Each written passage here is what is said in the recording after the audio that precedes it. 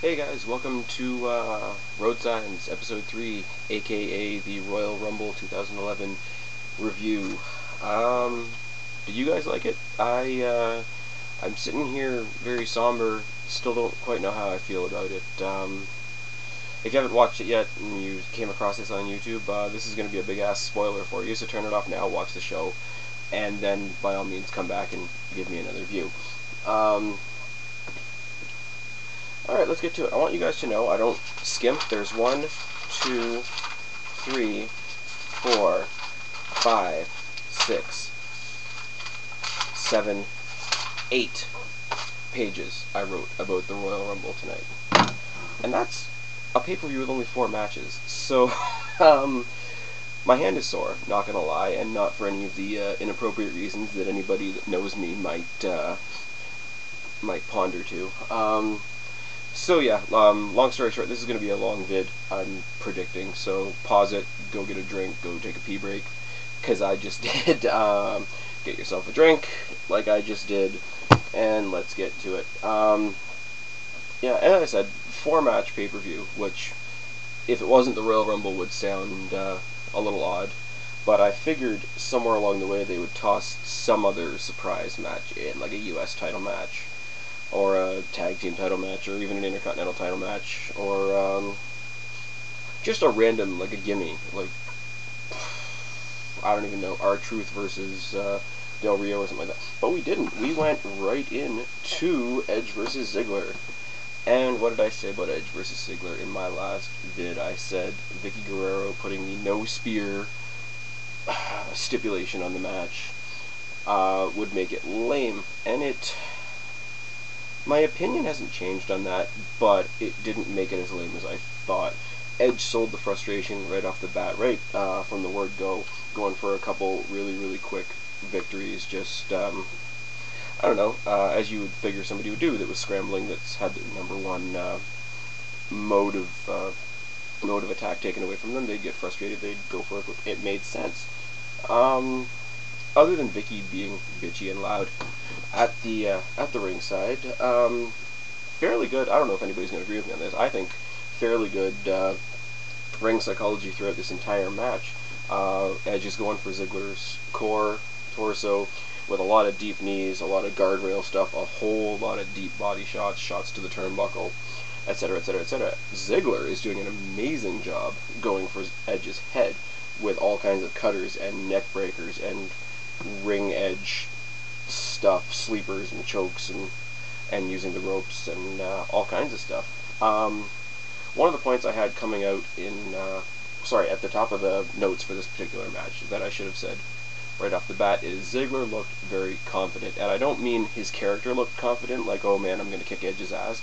I mean Ziggler looked comfortable in his own skin in a main event match. Now, if that's all bravado, I don't know, but if it is bravado, he's getting very good at bravado. If it's not just bravado, then good for him. Then give him some more main event shots. After a whole lot of, back and forth with the psychology that I told you about, there was a double cross body, which highlighted all the psychology. Because as soon as they impacted, Edge goes to one side because he's just felt big impact, but Ziggler goes, and he absolutely doubles over because his entire midsection's been worked over the whole match, and he sells it quite well. It's a little thing, but it lends credence to, okay, where have these guys been being attacked for the whole match? It made sense. Little thing, but I liked it. Ring psychology. Yay. Ziggler, at that point, getting away from the back and forth, Ziggler hit an amazing, or I won't say amazing, but I liked it. Inverted stunner, I guess you'd call it, which then he tried to follow up with the Famouser, which they're not calling the Famouser anymore because it's not Badass Billy Gunn doing it, but I don't know what he's calling it, so we're going to call it the Famouser for now. He goes for the Famouser, and it gets countered very fluidly into a powerbomb and a modified figure 4 sharpshooter type of submission situation by Edge, but he had him in such a way that his body was facing forward so he could hold him in the move and beat on him at the same time. So, I'm sorry, but again, it's one of those, what do you want to call it, but it looked effective. At that point, we go for Edge, crouched down in the corner, pulling the hair, big wide eyes, and all of a sudden he realizes, oh shit, I can't use the spear. Hits the Impaler DDT on him instead, goes for the win. Vicky grabs the ref, etc., etc., etc. Kelly, for absolutely no reason that I can think of, comes and takes out Vicky. Now, I'm all for storyline consistency, but Vicky's just annoying, so I don't know why Kelly came down, and I don't care. I thought it was awesome. So, Vicky's down. The ref takes a ref bump. I don't remember how, but it doesn't really matter, does it? While Vicky is being taken care of by Eve, Dolph Ziggler hits the zigzag on Edge, which Edge sells incredibly well. Goes for a sleeper, which Edge turns into a stunner, and leaves Ziggler on the ground. Looks around, sees that Vicky's down, sees that the ref is down, sees that he can't be disqualified, and hits the spear, and then pretends to be hurt himself. Anybody that watched old Eddie Guerrero matches with the, lying and cheating and stealing, sort of using a weapon and then falling down himself, or any of those type of shenanigans, had to, like I did, have a flashback to sort of a Shades of Eddie Guerrero type moment. But then when the referee comes to, we're going to have shades of somebody else, because Edge picks him up and definitely does the unprettier, or the kill switch, whatever you want to call it, Christian's move. So, a little shout out to Eddie Guerrero, a little shout out to Christian. Edge wins the match, and everybody's a happy kid, including me, because that's what I predicted. We have an ad for WrestleMania, and I don't even know what the hell it is.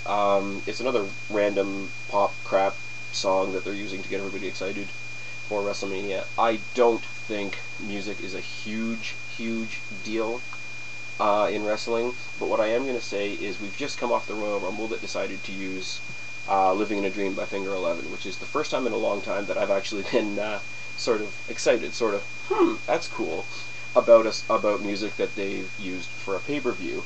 I was at, and I promise I won't bring this up very often, but I was at WrestleMania 18 in the Sky Dome in Toronto. A, it was awesome, because, Rock and Hogan and all that sort of thing, but B, 2 live bands. You had Saliva and you have Drowning Pool. Now, WrestleMania is supposed to be the tie-up of all the rivalries of the year, so theoretically, or storyline-wise, how much anger and frustration and aggression is building up in the locker room by that time? It's not a party, really. It's a bunch of angry people that want to kick the shit out of each other.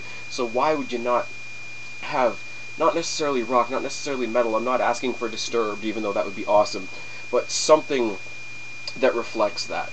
We have SummerSlam, which is the biggest party of the summer, and yeah, if you want to toss on some Beach Boys or some retarded shit like that for SummerSlam, I can swallow that, but why?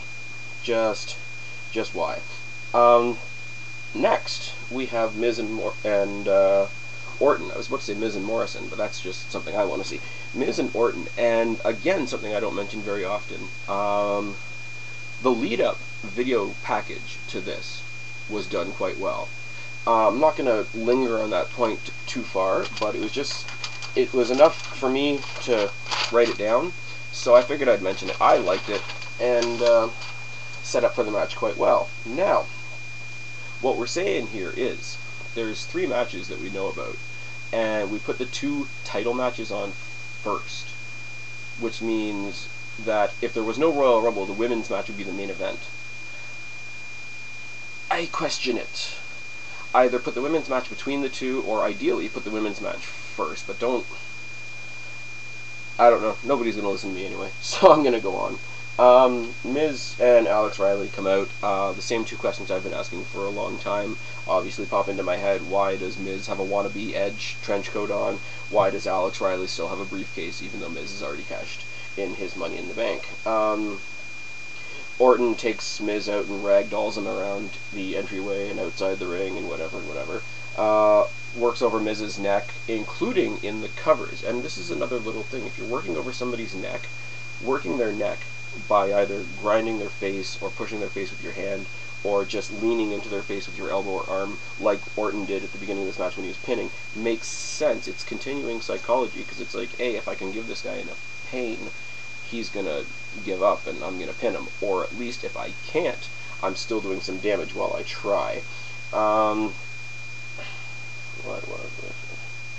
Of course, Alex Riley is on the side, snaps Orton on the ring rope, which takes Miz into a whole plethora of the stereotypical heel stuff, like the low blow when nobody's looking, like, you know, choking on the ropes, raking him in the eyes, and whatever.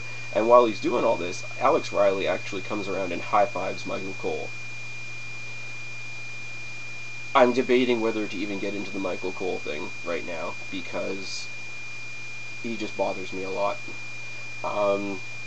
Actually, I will. You know what? Fuck it. It's my video. I feel so sorry for Jerry Lawler right now, because he seems like he's babysitting Cole, who's just an idiot now, and Matt Stryker, who unfortunately can be quite informed as an announcer. He's the guy that will give you a lot of the history. He's the guy that's calling everything by its proper name, its proper, you know, origin name, like the Fujiwara arm bars, it's the most recent one I can think of. But at the same time, he gets into these little petty squabble things with McCool, especially when Vicky Guerrero or The Miz are around, and it's just like you can feel the legitimate pain and frustration in Jerry Lawler's voice the entire time he's doing it. Other than that, like I say, there's all this crap going on that I don't like, but actually in the ring, Orton and Miz are actually putting on a decent match, which is sad, because Miz is getting really, really good at holding his own in a main event, but it's clouded by all this crap. Miz works a rear choke really, really well on Orton. Orton suplexes him. A-Rai beats him down on the outside. Miz hits an awkward-looking sledgehammer type thing off the top rope. It looks like it was supposed to hit him in the shoulder, but I think Orton turned at the wrong time, so it just kind of looks like he fell into him. I don't know. Orton goes into the post on the outside. There's a count. He makes it back in. There's a very quick progression of brawling into a series of clotheslines into a really, really good-looking snap power slam. All of that done by Orton, which, you know, didn't get me up out of my seat, but got my attention for sure, if I wasn't already paying attention. Orton, out of all that, hits the angle slam again, which, in general, I just love, because he pops it off better than Angle did, or has a more interesting version of it than Angle did, and that's no disrespect to Angle, it's just my opinion. Miz then tries the typical heel walkout. Orton brings him back in, gives him the suspension DDT. The new Nexus, other than CM Punk, come down the rampway and stand there, distracting Orton. Alex Riley tries to attack Orton from behind. Orton catches him, throws Alex Riley over the rope, over the rep, into the members of Nexus, which, if you saw it, you know was actually kind of impressive looking. Punk hits Orton from behind with the GTS. Punk then drags The Miz onto Orton. Orton gets the win. They cut to McCool dancing like an idiot at the commentator's table. Really? Other than that, I think it was a fantastic, very, very heel way for Miz to win the match. Yes, still getting used to the glasses, sorry. Now I'm asking, because Miz is still the champion, obviously somebody's going to go after him at some point. Now, are they going to stick Orton into a rivalry with Punk? And I'm asking this because I would like to see it, and it's something I didn't really think of that much when I was thinking about my predictions for the Royal Rumble. Then we have a commercial for the Elimination Chamber next month, and the question I'm going to ask, how the hell good is the Elimination Chamber going to be in a PG-rated WWE? Then we have Todd Grisham in the back, who says that Cody Rhodes will not be in the Rumble because Mysterio bashed him in the face and he can't be seen. He can't bear for his pretty face to be seen while it's broken. And he reads a prepared statement from Cody Rhodes, basically insulting Rey Mysterio, da-da-da-da-da, I'm gonna get you.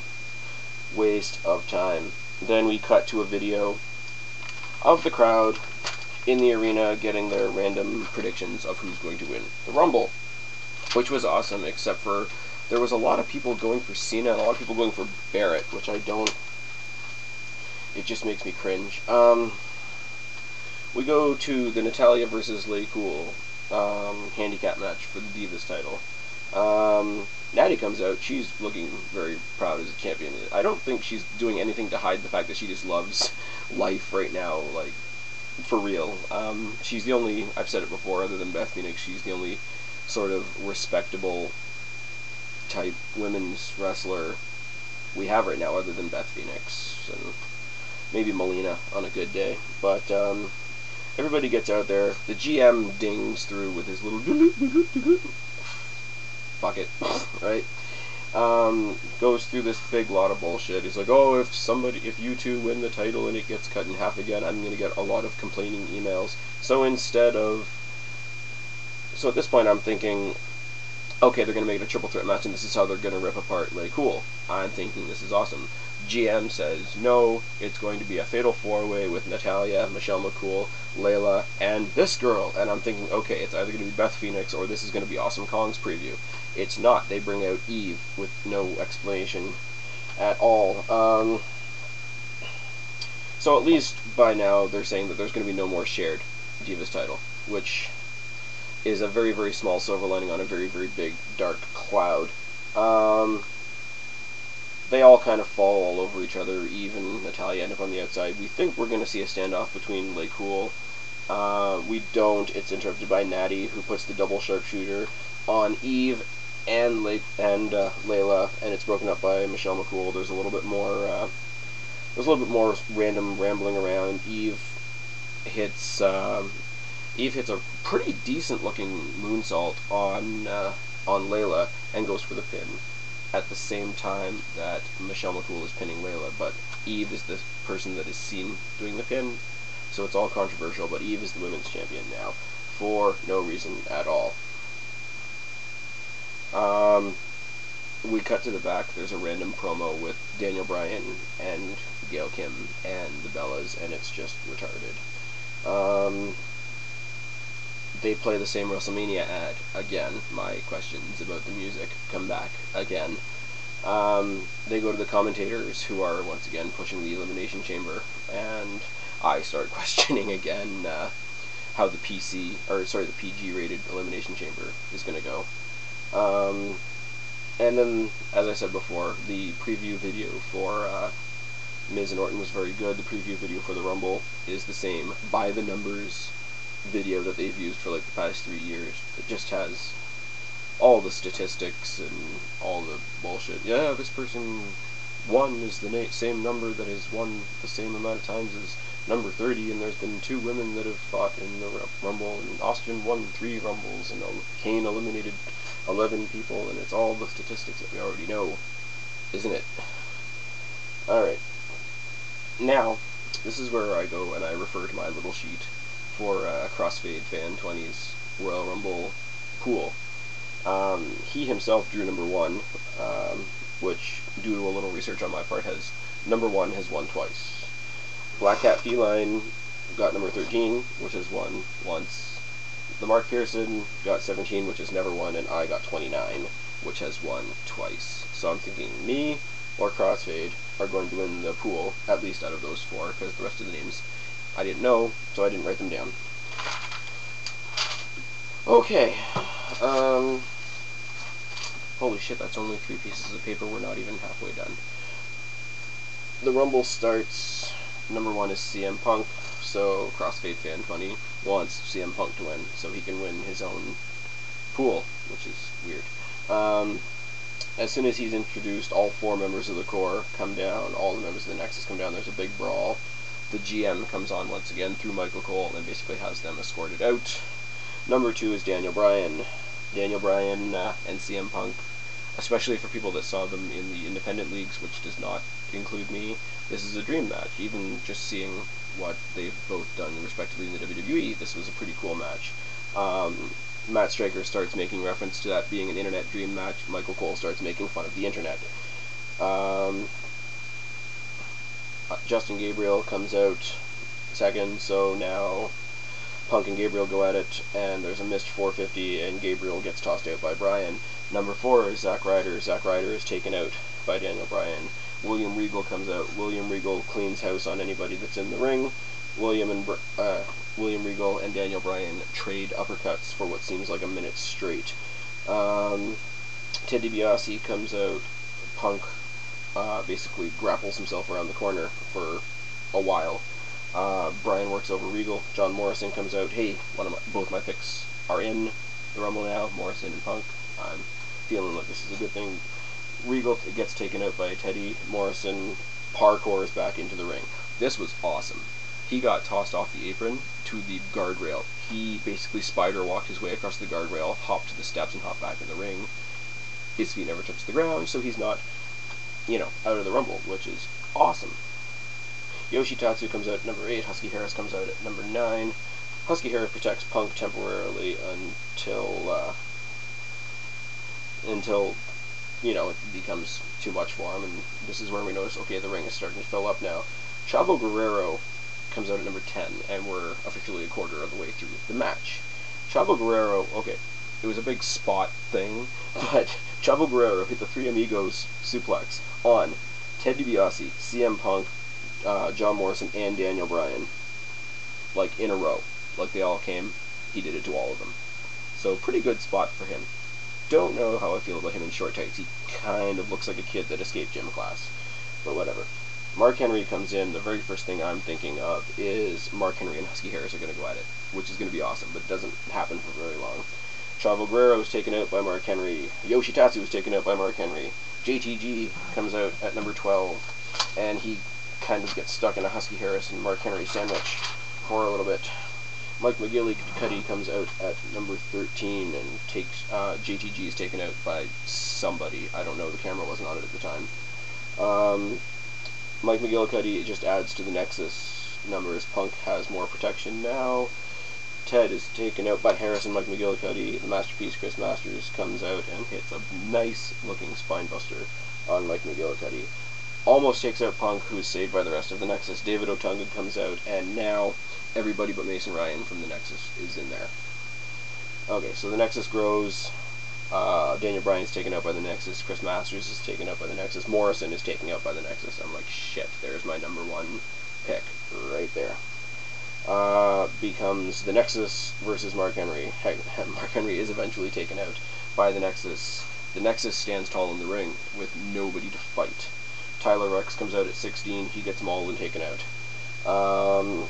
They wait. Kozlov comes out at 17. He gets mauled by the Nexus, and he's kicked out again. So number 17, Mark, your guy didn't win. 13, Mike McGillicuddy, Black Cat Feeling. He is still in there. You're good. R-Truth comes out. He's mauled by the Nexus. He is taken out. CM Punk is sitting there, like, twitching at this point. He is so happy. The three other guys, Otunga, McGillicuddy, and Harris, are standing in a circle around him. He just sits down in the ring and smiles and waits for the next guy to come out, which I thought, as a heel, was a great little, again, the little things that make things effective. Great Khali comes out next.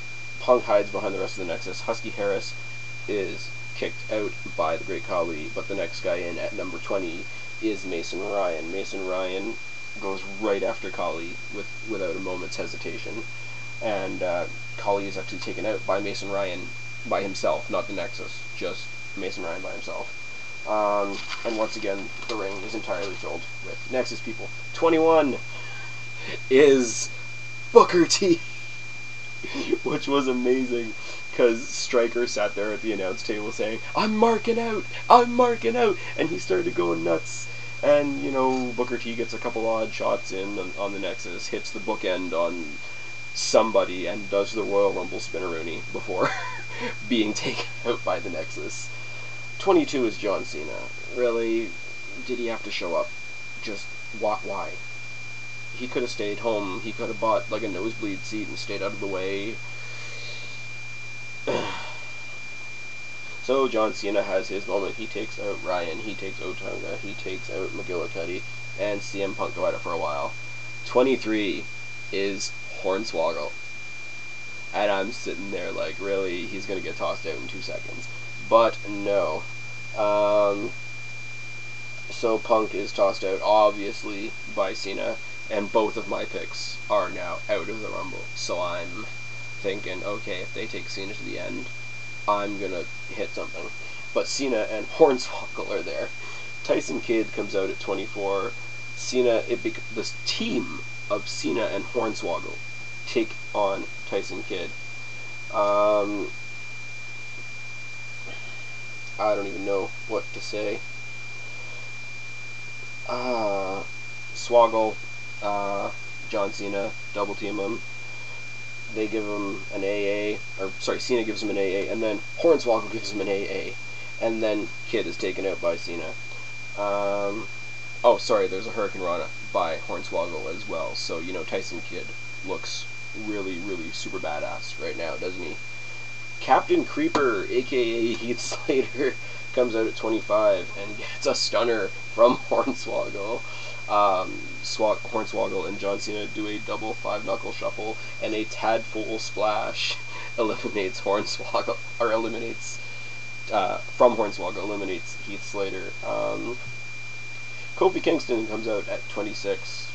Hornswoggle kind of stays out of the way, and Cena and Kingston have some decent back and forth, proper wrestling. He doesn't make him look too much like a douche.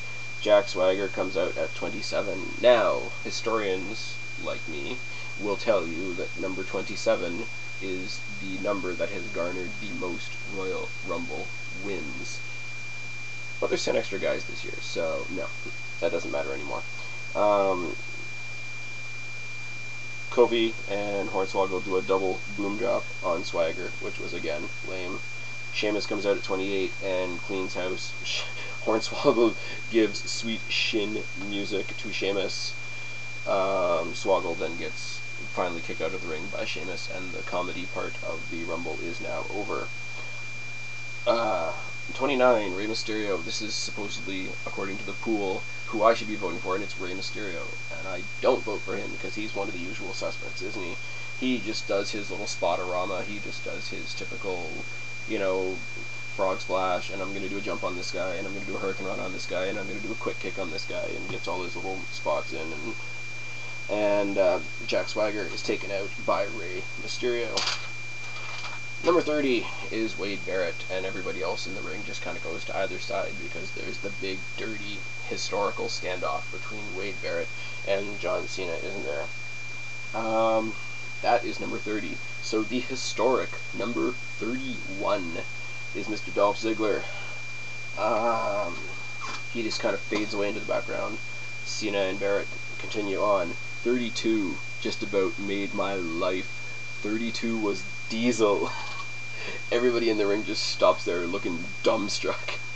The announcers, the wrestlers, the fans, me. I'll admit it. I thought it was freaking awesome. I just had, whatever. Drew McIntyre comes out at 33.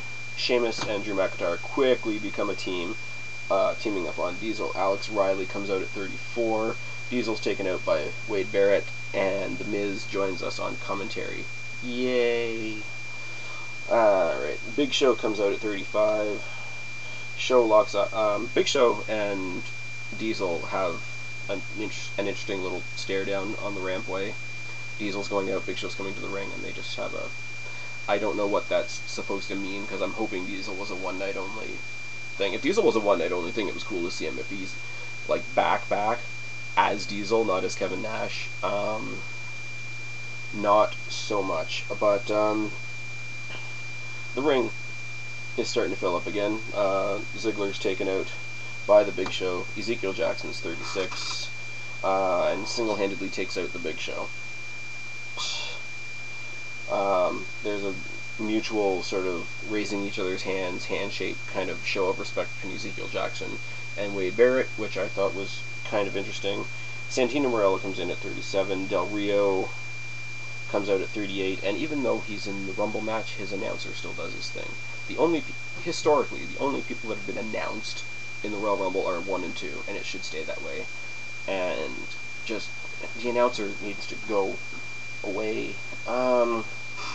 Alex Riley gets taken out by somebody while Del Rio's making his entrance. I didn't see, because, again, it wasn't on screen at the time. Del Rio takes a long-ass time. He takes the entire minute and a half to get to the ring. A very, very pissed off Randy Orton is number 39, creams him on the outside, and then takes him into the ring. He gets into the ring, RKOs for everybody. Kofi Kingston taken out by Orton. Sheamus is taken out by Orton. Cena and Orton have a big stare down. Number 40 is Kane, who takes out Ezekiel Jackson, then takes out Ray, then takes out... I don't know. Kane takes out Ray, so there I am out of the pool. Ray is then taken out by Wade. Final four are Wade Barrett, Randy Orton, Del Rio, and Cena. And realistically, unless they did something really creative with Orton, I don't want any of them to win. Anybody that I wanted to win has come and gone. So I'm kind of like, huh.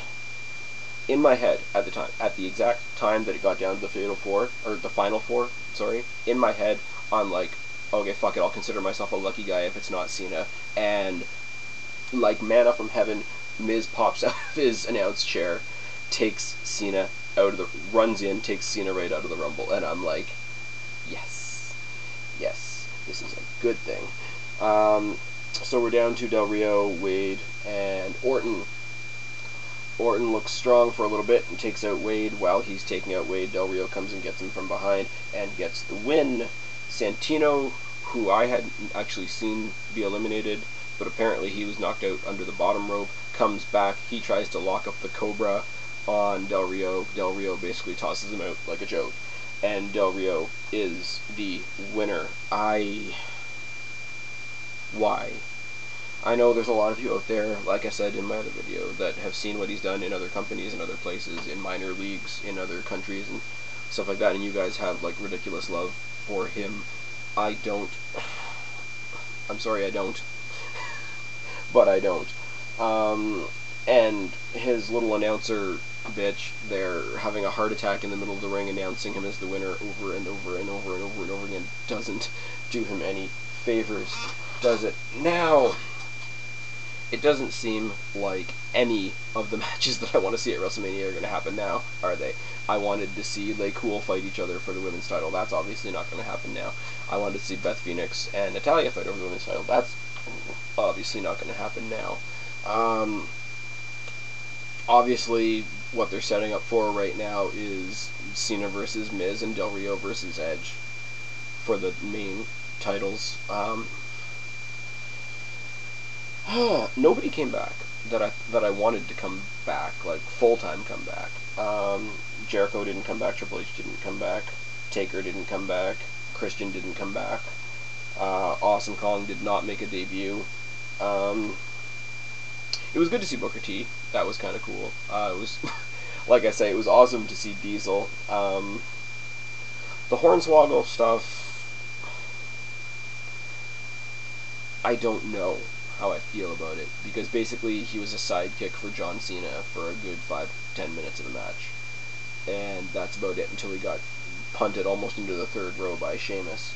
A lot of people were sacrificed in the name of making Nexus and Cena look good, and I don't know how to feel about that either. There was a lot of people missing. Two off the top of my head happened to be brothers, and it's Cody Rhodes and Goldust, who I thought would have been in it. I don't know where we go from here. I really don't, because the next pay-per-view is the Elimination Chamber, where, 12 guys are going to go for 2 titles in 2 cage matches. So WWE could do anything between now and WrestleMania. This ultimately doesn't mean anything other than Del Rio is going to be in a big match at WrestleMania. Del Rio versus Miz, I don't think anybody wants to see, and it wouldn't make sense. I don't know. Let's have a girls' Elimination Chamber at the next pay-per-view. How likely do you think that is to happen? Alright. That's enough of that. I killed a lot of trees tonight. I don't know if that's something to be proud of or not. But while I was writing all these down, I did resurrect something that I haven't used since my last job, which is the Doomy Clipboard of Doom. And no, I'm not ripping off Mark P when I say that this has actually been like this for about 10 years now. What else?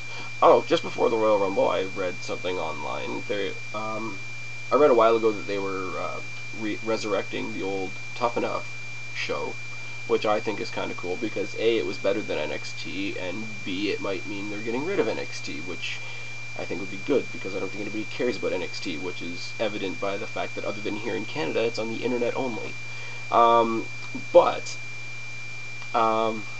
was I going to say? What was I going to say? Oh, right. They announced on WWE.com today that Austin is going to be hosting it, which I think will be cool because Austin hosting it means Michael Cole's not. That's about all. I might actually watch it this time around. When it first started, it was on MTV, and I'm not a big fan of MTV, but you know, anybody that can name me anybody that's in the WWE now that came from Tough Enough. We see how effective NXT is because, you know, Caval lasted a while. Not. I don't even know the girl's name that won the girls' NXT, but she hasn't even had a match yet, I don't think, on SmackDown, other than she's gotten into Vicky Guerrero's business a couple times. I would have actually liked to have seen her be the one that took out Vicky tonight rather than Kelly, because that would have actually made sense, but, you know, Wade Barrett won the first NXT, but that doesn't really matter because everybody that was in that NXT is now in WWE. Which takes me to Darren Young. Darren Young was announced that he was going to be in the Rumble, and he wasn't. I was half expecting Michael Tarver, who's been playing Captain Creeper in the back on Raw, to be in the Rumble, and he wasn't. I don't know. That's about it. We'll see how everything shuffles through on Raw and on SmackDown, and when I get a big enough collection of thoughts moving forward, you will get another episode from me. But being that it is 1:15 in the morning, I think I've talked for long enough. I will say good night or good morning, respectively, and I will see you guys whenever I see you. Subscribe up there, talk down there. If you like me, if you don't like me, let me know. Bye.